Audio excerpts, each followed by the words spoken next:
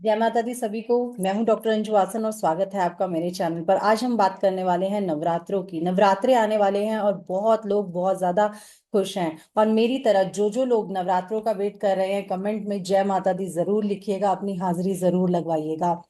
आज हम इस वीडियो में बात करेंगे कि किस तरह से हम नवरात्रों की पूजा को स्टार्ट करते हैं, किस तरह कलश स्थापना करते हैं। और इसके बाद नेक्स्ट वीडियो में मैं आपको कुछ रेमेडीज बताऊंगी, क्योंकि क्या होता है, ये जो नवरात्रे होते हैं इसमें ऐसा माना जाता है कि माँ दुर्गा खुद यहाँ धरती पर होते हैं, पृथ्वी पर होते हैं, और हमारे सारे परेशानियों को, संकटों को सुनने के लिए हमेशा साथ रहते हैं और हमें उनसे उभारते भी हैं।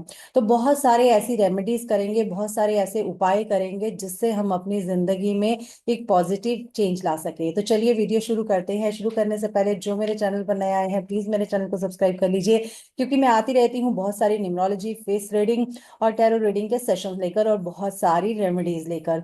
चलिए बात करें आगे नवरात्रों की। सबसे पहले तो नवरात्रे आ कब रहे हैं? ये चैत्र मास के नवरात्रे हैं जो शुरू हो रहे हैं 30 मार्च से, यानी कि 30 मार्च से। इन नवरात्रों में जो माता रानी है वो आ रहे हैं हाथी पर सवार होके। और आपको पता है, जब जब माँ हाथी पर सवार होकर आते हैं तो वो अपने साथ प्रोस्पैरिटी, अबंडेंस लेकर आते हैं। तो कोशिश करिएगा एक छोटा सा हाथी जो है वो आप अपने घर पे स्थापित कर सके और कहीं पर मंदिर के पास रख सके। ठीक है। चलिए अब बात करते हैं कलश स्थापना की, जो कि एक बहुत ही इम्पोर्टेंट चीज है। इसे मुझे लगता है कि हर इंसान को कलश स्थापना जरूर करनी चाहिए अगर वो अपने घर में प्रॉस्पेरिटी चाहता है, अबंडेंस चाहता है, सुख शांति चाहता है। और ऐसा कौन नहीं चाहता? तो सभी ये कर सकते हैं। ऐसा होता है कि कुछ लोग जौ बीजते हैं, तो जौ बीजने वाला जो कल्चर होता है वो पीछे से आ रहा होता है कि अगर आपकी फैमिली में जौ बीजे जाते हैं तो आप भी बीज लो। कई लोग नहीं बीजते, पर कलश स्थापना एक ऐसी चीज है कि इसमें किसी कल्चर का जरूरत नहीं है, आप कर सकते हैं। बहुत लोगों को ये क्वेश्चन होते हैं कि क्या हम कलश स्थापना कर सकते हैं? कभी हमारे घर पे किसी ने की नहीं है, तो बिल्कुल आप कर सकते हैं। ठीक है।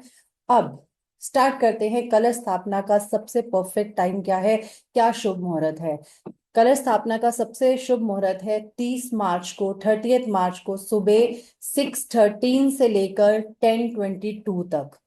सुबह ही, फिर से नोट कर लीजिए, सुबह 6:13 से लेकर 10:22 तक आप कलश स्थापना कर सकते हैं।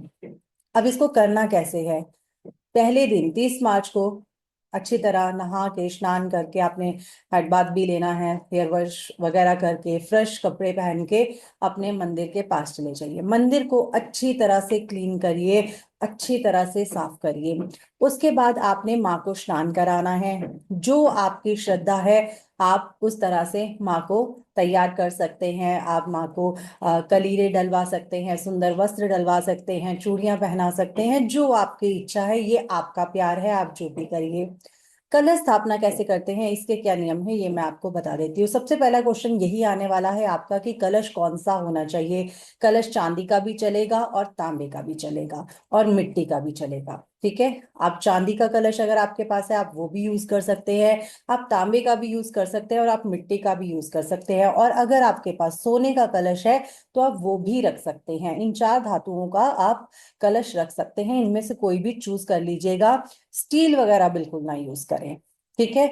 अब आपने क्या करना है, जब भी आप कलश रखते हैं ना, कभी भी जमीन पर मत रख दीजिए, नीचे अच्छा नहीं होता है। आप एक चौकी लगाइए, आजकल चौकी मार्केट में बहुत इजीली मिल जाती है।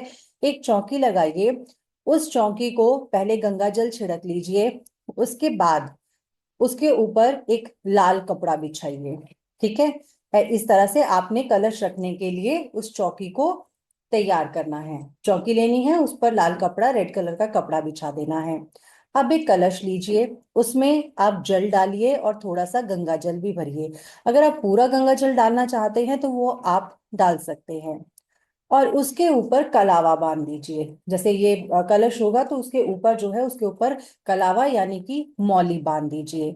इस कलश में एक सुपारी और कुछ सिक्के, आप 5 रुपए के सिक्के भी ले सकते हैं, आप 11 रुपए के सिक्के भी ले सकते हैं, आपकी श्रद्धा है, ये डाल दीजिए सब उसमें। ठीक है। ये डालकर एक आपने सुपारी डालनी है और कुछ अक्षत डालने हैं। अक्षत यानी कि राइस। और ये राइस बिल्कुल भी टूटे हुए ना हो, बिल्कुल भी खंडित ना हो। तीन चीजें डालनी है, एक सुपारी डालनी है, कुछ सिक्के डालने हैं, 5 या 11, आप कोई भी डाल सकते हैं, कोई 5 का, कोई 10 का, कोई 2 का। इट्स अप टू यू, आप इस तरह से डालिए। और उसके क्या करेंगे, आप या तो आम के पत्ते लीजिए या अशोका ट्री के पत्ते लीजिए, ठीक है। आम के या अशोक के पत्ते लीजिए और उन्हें कलावे के ऊपर रख दीजिए। एक आप नारियल लेंगे, जटा वाला नारियल लेंगे, और उस पर आपने लाल रंग का कपड़ा डालना है। जटा वाले नारियल के ऊपर लाल रंग का कपड़ा डाल के उसके ऊपर कलावा बांध दीजिए। समझ आ रही है आपको? आपने इस तरह से डाल देना है और उस नारियल को आपने कलश के ऊपर स्थापित कर देना है। तो ये करते हैं कलश स्थापना इस तरह से। अब जो आपने चौकी बिछाई हुई है उसके ऊपर जो लाल कपड़ा है उस पर थोड़े से अक्षत डालिए, थोड़े से चावल डालिए, और उन चावलों के ऊपर ये कलश जो है ये रख दीजिए, स्थापित कर दीजिए। कलश हमेशा माँ दुर्गा का जो भी आपने स्वरूप रखा हुआ है, आपने फोटो रखी है, आपने मूर्ति रखी है, आपने कुछ भी रखा है, उनके हमेशा दाहिने तरफ होना चाहिए। और बाकी आपकी श्रद्धा है, आप जो माँ को भोग लगा सकते हैं अनाज के अलावा, क्योंकि आप भी जानते हैं कि ये फलाहारी होता है। आप फल का भोग लगाइए, आप मिश्री का भोग लगाइए, आप जो भोग लगा सकते हैं। इसके बाद आप अपने व्रत शुरू करिए। कलश जो होता है ये हमेशा नवरात्रि के पहले दिन ही होता है, यानी कि आप जब नवरात्रि के व्रत स्टार्ट करने वाले हैं तब आप रखते हैं। अगर आपने व्रत नहीं भी रखे तब भी आप कलश की स्थापना कर सकते हैं। अब सबसे इंपॉर्टेंट क्वेश्चन कि इस कलश को बाद में क्या करें, नवरात्रों के बाद क्या करें? आपने क्या करना है, इस कलश को विसर्जित करना है। जो इसके ऊपर नारियल है उस नारियल को आप क्या कर सकते हैं, या तो जो कन्या पूजन करेंगे आप उन कन्याओं में बांट सकते हैं, या आप इस नारियल को भी विसर्जित कर दीजिए तो ज्यादा अच्छा है। इसके बाद जो आपके पास नीचे जल बचेगा उस जल को भी आप कलश के साथ ही विसर्जित कर देंगे, अगर आपका मिट्टी का कलश है।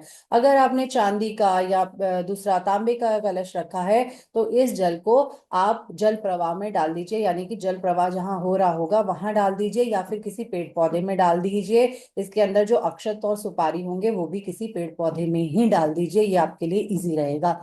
इस तरह से आपने ये सारी चीजें करनी है। और जो ऊपर पान के पत्ते होंगे ये भी किसी आप पेड़ पौधे में या जल प्रवाह में डाल सकते हैं। तो इस प्रकार करते हैं हम कलश स्थापना। ये हमारी वीडियो कलश स्थापना के बारे में थी।